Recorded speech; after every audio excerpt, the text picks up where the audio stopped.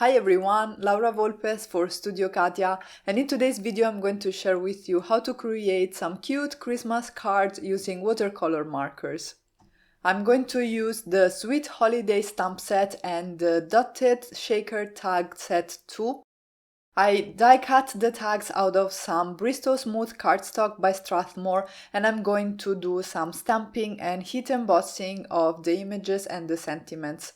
I'm using VersaFine Nocturne ink for my stamping. This is going to stay wet for a little bit so that I can go ahead and heat emboss my image and sentiment with some clear embossing powder. I embossed a second tag and then I started doing my coloring. I'm using Arteza markers today. These are water-based, and I find that Bristol Smooth cardstock is the easiest surface to color with these markers.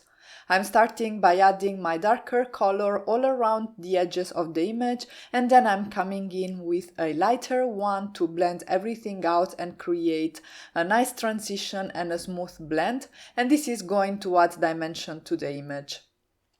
You can also blend these markers with water, and this is what I'm going to do on the background in a little bit, but if you want more vibrant results, then the way to go is to blend a darker and a lighter marker together.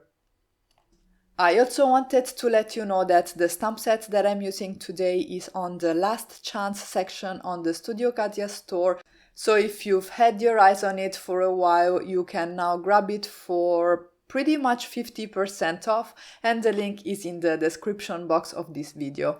I decided to play with my markers a bit more, and I'm going to use them to create the background as well. I drew in a very simple hillside shape and I blended everything with a water brush marker. So this is like a paintbrush, but it's loaded with water so that while you paint, the water gets slowly released by the paintbrush onto the paper, and you can see it helps getting a nice and smooth blend. This can be a little bit tricky to control, so if you have troubles with them, just use a paintbrush loaded with some water, and also since this is not watercolor cardstock, you should be careful not to wet your paper too much.